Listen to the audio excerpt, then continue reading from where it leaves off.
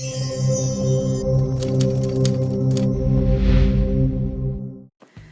Friends, welcome to panandpots. இன்றைக்கி நம்ம panandpots சேனலில் பூண்டு இட்லி மிளகாய் பொடி எப்படி செய்கிறதுன்றதை பற்றி பார்க்க போகிறோம். ரொம்ப சிம்பிள் தாங்க செய்கிறது, ஆனால் டேஸ்ட்டு பார்த்திங்கன்னா ரொம்ப ரொம்ப சூப்பராக இருக்கும். நார்மல் இட்லி பொடியை விட இது ரொம்பவே டேஸ்ட்டாக இருக்கும். எப்படி செய்கிறதுன்றதை பார்க்கலாம். இப்போ இந்த இட்லி பொடி செய்கிறதுக்கு இன்க்ரீடியன்ட்ஸ் எல்லாமே நான் மெஷர் பண்ணி எடுத்து வச்சுருக்கேன். முழு உளுந்து இருக்கும் இல்லையா, அது வந்து ஒரு 1/4 கிலோ அளவுக்கு, அதாவது 250 கிராம் அளவுக்கு நான் எடுத்து வச்சுருக்கேன். அடுத்ததை பார்த்திங்கன்னா காஞ்ச கருவேப்பிலை ஒரு கப் அளவுக்கு எடுத்திருக்கேன். இது வீட்டிலே நிழல்லே காய வச்சது, வெயிலில் காய வைக்க தேவையில்ல. நல்லா ட்ரையாக இருக்குது பார்த்திங்களா. இதுக்கு பதிலாக நீங்கள் வந்து ஃப்ரெஷ் கூட யூஸ் பண்ணிக்கலாம், ஆனால் நல்லா வறுத்துட்டு சேர்க்கணும். அதுக்கப்புறமா பார்த்திங்கன்னா காஞ்ச மிளகாய் வந்து உங்களோட காரத்துக்கு ஏற்ற மாதிரி எடுத்துக்கோங்க. நான் வந்து ஒரு 20 மிளகாய் பக்கம் எடுத்திருக்கேன். இது வந்து நீங்கள் அட்ஜஸ்ட் பண்ணி. அடுத்ததை வந்து கடலைப்பருப்பு இருக்கும் இல்லையா, அது வந்து ஒரு 75 கிராம் பக்கம் நான் எடுத்திருக்கேன். அடுத்ததை வந்து நம்ம துவரம் பருப்பும் சேர்த்துக்க போகிறோம். இது சேர்த்தோம் அப்படின்னா ரொம்ப நல்லாயிருக்கும் இட்லி பொடியில் வாசம். ஸோ அது வந்து ஒரு 25 கிராம் மட்டும் நான் எடுத்து வச்சுருக்கேன். அடுத்ததாக 3/4 டேபிள் ஸ்பூன் அளவுக்கு நான் வந்து பெருங்காயம் எடுத்து வச்சுருக்கேன். அடுத்ததாக ஒரு 1/2 டீஸ்பூன் அளவுக்கு மிளகு எடுத்து வச்சுருக்கேன். இப்போ அடுத்ததாக பார்த்திங்கன்னா மெயின் இன்க்ரீடியண்ட்டுன்னா நம்மளுக்கு வந்து பூண்டு தான். ஒரு 10 பல் அளவுக்கு பூண்டை தோல் உரிச்சிட்டு நல்லா இந்த மாதிரி உரலில் நான் இடித்து எடுத்து வச்சுருக்கேன். இது நல்ல ஃப்ளேவர் கொடுக்கும். இப்போ எல்லா இன்க்ரீடியன்ஸையும் நம்ம வந்து ட்ரை ரோஸ்ட் பண்ண போகிறோம். ஃபஸ்ட்டு எண்ணெய் சேர்க்க தேவையில்லை, ட்ரையாக வறுத்து நம்ம ஆற வைக்க போகிறோம். எல்லாமே வந்து பார்த்திங்கன்னா மீடியம் ஃப்ளேமில் வச்சு நல்லா நீங்கள் வந்து ட்ரை ரோஸ்ட் பண்ணிக்கணும். உளுந்து வந்து நீங்கள் ஜாஸ்தி ஃப்ளேம் வச்சிங்க அப்படின்னா கருகிடும், உள்ளே வந்து உங்களுக்கு வேகாது, டேஸ்ட்டும் நல்லா இருக்காது. ஸோ அதனால் மீடியம் ஃப்ளேமில் வச்சு பாருங்கள். இந்த அளவுக்கு நல்லா உங்களுக்கு செவந்து வர வரைக்கும் இதை நல்லா வறுத்துக்கோங்க. இப்போ இதை வந்து நல்லா நம்ம வந்து வறுத்தாச்சு. இது ஒரு பாத்திரத்தில் மாற்றி வச்சிடலாம். ஏன்னா கம்ப்ளீட்டாக ஆறணும். இது நல்லா ஆறினதுக்கப்புறமா தான் நம்ம பொடி அரைக்க போகிறோம். இது நல்லா ஆறட்டும். அடுத்ததாக நம்ம வந்து கடலைப்பருப்பையும் வறுத்துக்க போகிறோம். இதுக்கும் வந்து எண்ணெய் சேர்க்க தேவையில்லை. இதையும் நல்லா ட்ரை ரோஸ்ட் பண்ணிக்கோங்க. இதையும் மீடியம் ஃப்ளேமில் வச்சு நல்லா கொஞ்சம் செவந்து வர வரைக்கும் இதை நல்லா வறுத்துக்கணும்.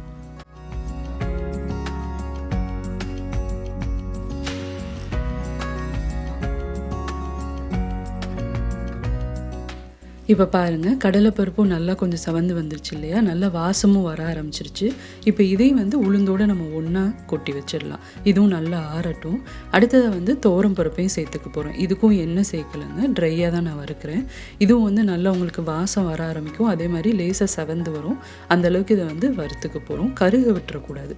பாருங்கள், இந்த அளவுக்கு நல்லா செவந்துருச்சு. இதையும் நம்ம வந்து பருப்பு எல்லாம் ஒன்றா கலந்துடலாம். இப்போ அடுத்ததாக வந்து நான் காஞ்ச மிளகாவையும் கருவேப்பிலையும் ஒன்றா வந்து வறுக்க போகிறேன். ஏன்னா இது வந்து ரெண்டுமே நல்லா காஞ்சது, அதனால் நான் ஒன்றா சேர்த்து வறுத்துக்கிறேன்.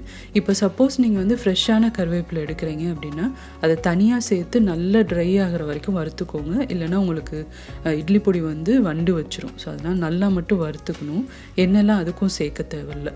இந்த மாதிரி காஞ்சது எடுத்தீங்க அப்படின்னா நல்லா கொஞ்சம் சூடாகிற வரைக்கும் வறுத்தா போதும். ஏன்னா இது ஏற்கனவே நல்லா காஞ்சிட்டனால உங்களுக்கு கெட்டு போகாது. இப்போ பாருங்கள், அதுவும் நல்லா வறுத்துட்டேன். அதையும் ஒன்றா கலந்து வச்சிடலாம். இப்போ அடுத்ததாக வந்து நான் வந்து மிளகையும் நம்ம எடுத்து வச்சுருக்க பெருங்காயத்தூளையும் வந்து வறுத்துக்க போகிறேன். அதுவும் வந்து ட்ரையாக தான் வறுக்கிறேன். இது வந்து பெருங்காயத்தூள் கண்டிப்பாக நீங்கள் இட்லி பொடியில் சேர்க்கணும், இல்லைனா உங்களுக்கு இட்லி பொடி டேஸ்ட்டே இருக்காது.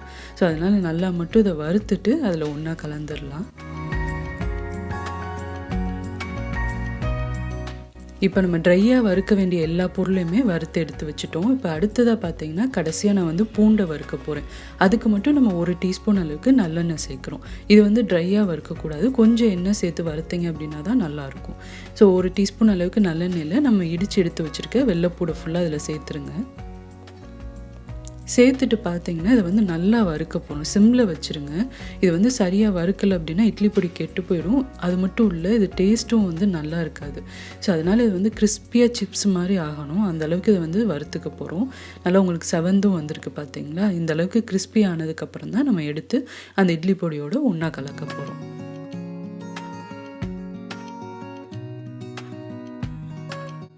இப்போ பாருங்கள், எல்லா பொருளுமே நம்ம வறுத்து எடுத்து வச்சாச்சு. இதை ஃபஸ்ட்டு நல்லா கலந்துக்கலாம். ஏன்னா தனித்தனியாக வறுத்தோம் இல்லையா, அதனால எல்லாத்தையுமே நல்லா கலந்துட்டு இதை கம்ப்ளீட்டாக ஆற வைக்க போகிறோம்.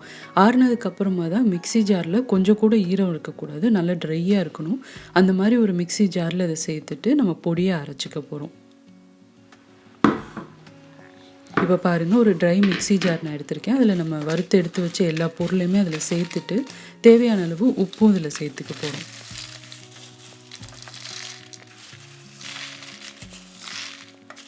இப்போ உப்பு வந்து ஒரு டீஸ்பூன் அளவுக்கு நான் சேர்த்துருக்கேன்.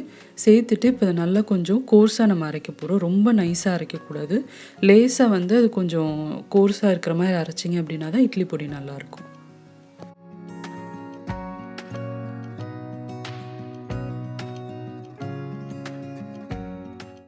இப்போ பாருங்கள், இட்லி பொடி அரைச்சாச்சு. ரொம்ப நைஸாகவும் இல்லை, அதே மாதிரி ரொம்ப கோர்ஸாகவும் இருக்கக்கூடாது. லேசாக கொரப்பாக இருந்தால் போதும். அந்த மாதிரி இருந்தால் தான் இட்லி பொடி சாப்பிட்றதுக்கு உங்களுக்கு டேஸ்ட்டாக இருக்கும். இப்போ இது எல்லாத்தையும் ஒரு பவுலில் ட்ரான்ஸ்ஃபர் பண்ணிவிட்டு கம்ப்ளீட்டாக நம்ம நல்லா இதை ஆற விட போகிறோம். ஏன்னா லேசாக சூடு அதில் இருக்கும். சூட்டோடு நீங்கள் வந்து ஒரு டப்பாவில் ஸ்டோர் பண்ணிங்க அப்படின்னா அதுவுமே உங்களுக்கு சீக்கிரம் கெட்டு போயிடும்.